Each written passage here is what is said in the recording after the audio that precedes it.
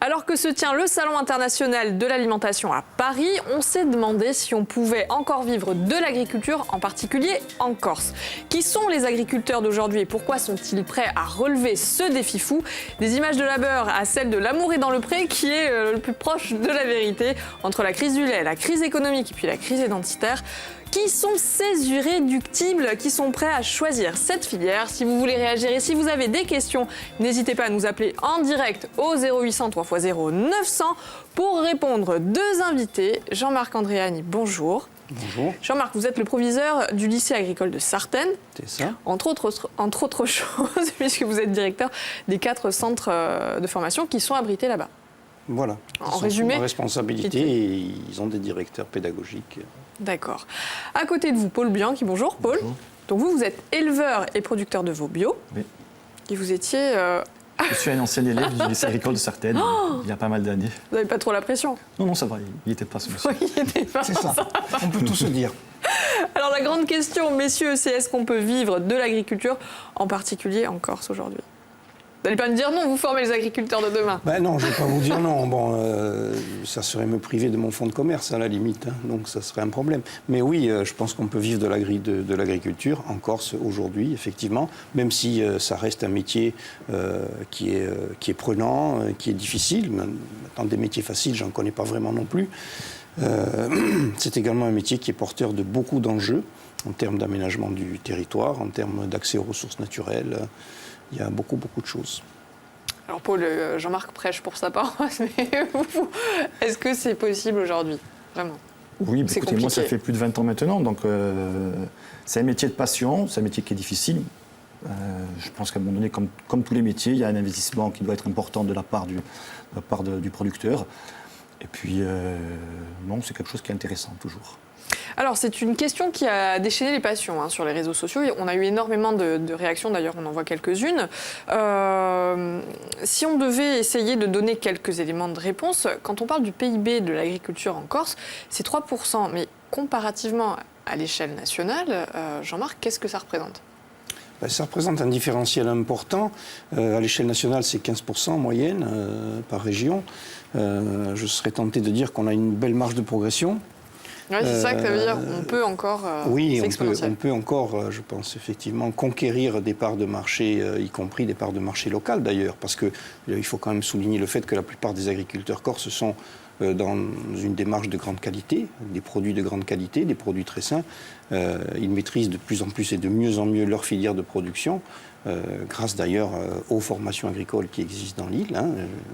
Que vous connaissez bien, donc? Oui, relativement bien, on va dire. Et je pense qu'effectivement, il y a un chemin intéressant à parcourir. Ouais. Vous ne dites pas ça uniquement pour rassurer vos élèves? Non, pas du tout. Non. Je suis intimement convaincu. Vous savez, je suis petit-fils d'éleveur, de cultivateur, de viticulteur. Et je crois à ce genre de choses. Ouais. Alors, est-ce que la solution, c'est pas de s'orienter vers un marché de niche? Et de faire de la qualité plutôt que de la quantité? Mais après, en fait, tout va dépendre de la filière dans laquelle vous vous trouvez et du circuit commercial que vous avez pu mettre en place. Généralement, on est sur des circuits courts, ce qu'on appelle les circuits courts. Moi, je pense qu'aujourd'hui, le circuit court, c'est un circuit qui est porteur d'avenir. C'est un achat direct vers le producteur, donc c'est quelque part du gagnant-gagnant. Donc le producteur est satisfait de vendre ses produits à un prix qui est convenable et le consommateur l'est aussi parce qu'en enlevant des intermédiaires, il va se retrouver avec un produit de qualité et à un prix qui tient la route. Voilà, vous voyez, on a des réactions sur les réseaux sociaux qui nous disent que c'est probablement le meilleur moyen pour permettre aux agriculteurs de devenir compétitifs face aux grandes et moyennes surfaces. C'est le cas. Après, pas tout le monde ne peut rentrer dans ce schéma-là, soit parce que vous avez une grande exploitation, notamment en viticulture, en arboriculture, où à ce moment-là, la vente directe est beaucoup plus difficile. Après, c'est aussi un investissement personnel de la part du producteur, parce qu'il faut à la fois produire, transformer et vendre. Donc c'est plusieurs métiers. Vous parlez de viticulture, Paul, c'est peut-être une exception dans le paysage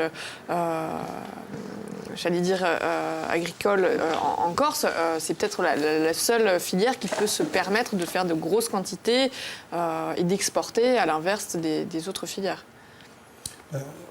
Enfin, oui et non. Enfin, oui, en termes de volume, je pense, volume financier, de poids financier, parce que l'agriculture, c'est 60% du chiffre d'affaires.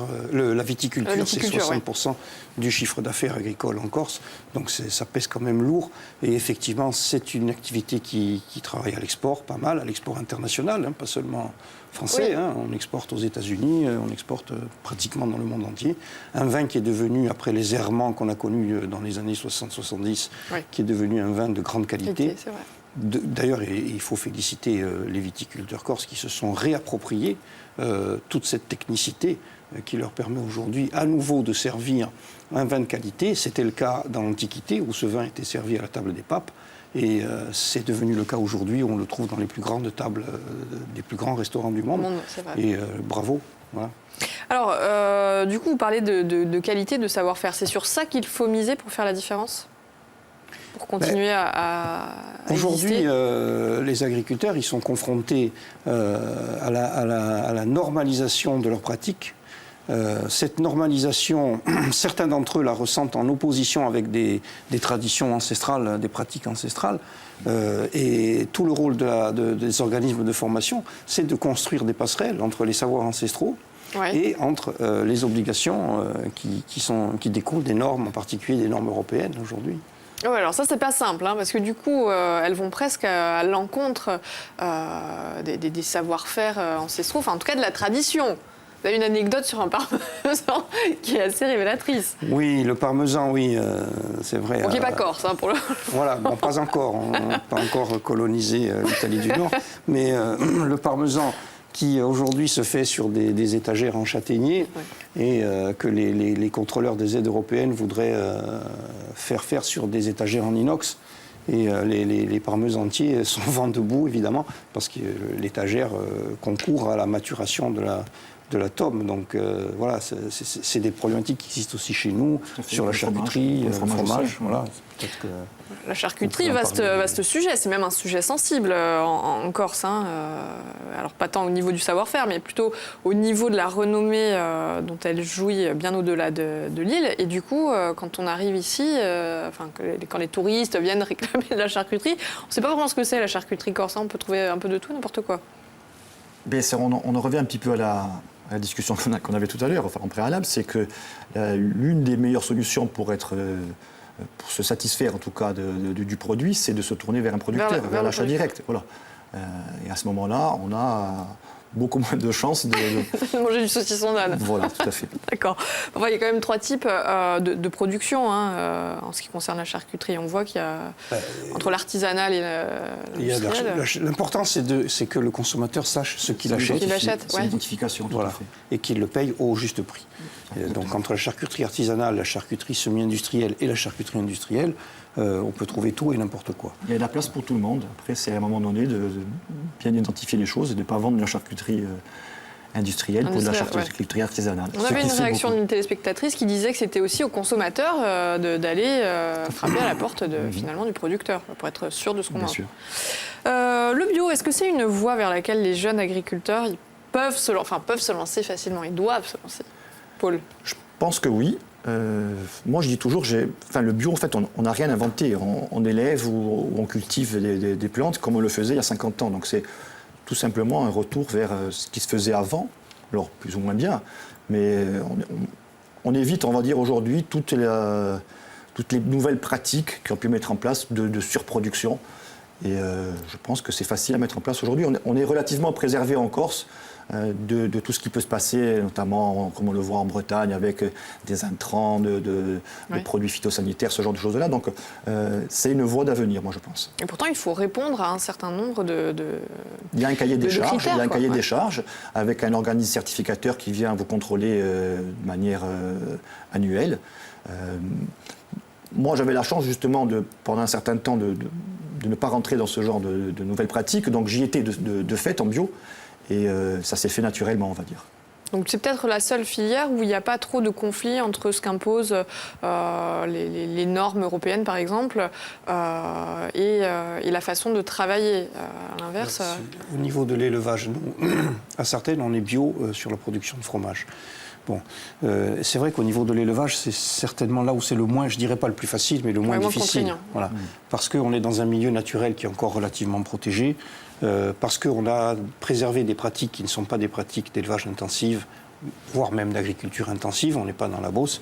Et effectivement, on maîtrise l'utilisation des produits phytosanitaires à un niveau assez bas. Donc, effectivement, on a une facilité pour aller vers le bio et vers l'agroécologie. Enfin, le ministère de l'Agriculture appelle ça l'agroécologie, c'est une de ses priorités. Et de ce côté-là, on est relativement préservé. Mais c'est pas un peu schizophrénique d'être imposé par des normes d'hygiène, des normes sanitaires, des cahiers des charges européens, alors que nous, on a des savoir-faire ancestraux qui vont peut-être à l'encontre de tout ça, quoi. Et il faut essayer de trouver l'équilibre entre les deux. C'est l'Europe, c'est la PAC, quoi. Donc après, à un moment donné, obligatoirement, vous êtes obligé de rentrer dans ce schéma-là. Alors il y a quand même...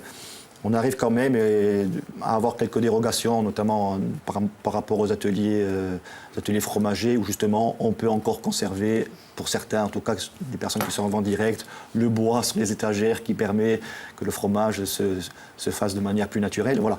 Ce genre de choses-là existe encore. Et c'est ce qu'il faut préserver. Parce que naïvement, le fromage corse et les normes européennes, je ne suis pas sûre que ça dépend de quel fromage on parle. Ouais. C'est toujours pareil. Alors, les contrôles sanitaires aussi, c'est très compliqué dans l'équation. Vous aviez une anecdote sur un figatel qui est mal tourné. Et là, ça peut être dramatique pour les agriculteurs. Ben oui, c'est arrivé qu'un producteur de charcuterie, malheureusement, se soit confronté à un problème d'intoxication alimentaire dont il n'est pas forcément responsable d'ailleurs. Mais le résultat des courses, c'est que sa production a été détruite et donc ça peut être très dramatique pour un agriculteur, pour un éleveur, ce genre de choses.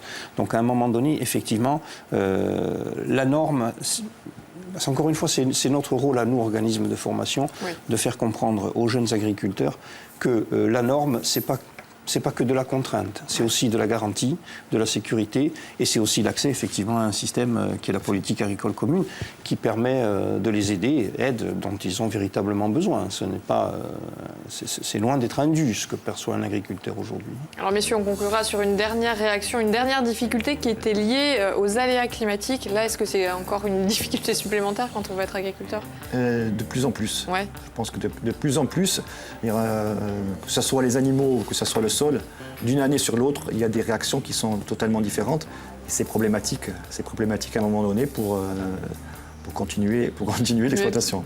Bon, on va quand même rassurer les futurs agriculteurs, c'est compliqué, mais c'est pas impossible. Non, c'est pas impossible. Non, absolument pas. Il faut juste être passionné. D'accord. Alors merci d'avoir répondu à mes questions. Demain, à votre place, toute autre chose, on va parler du paiement sans contact. Je ne sais pas si vous avez déjà essayé. D'une certaine façon. Ben voilà, on vous dira tout sur les garanties, sur la sécurité. Je rappelle ce soir, 20h05, Philippe Martinetti pendant le 20h. Et puis économie à 20h35. Moi, je vous donne rendez-vous demain, même endroit, même heure. Ciao.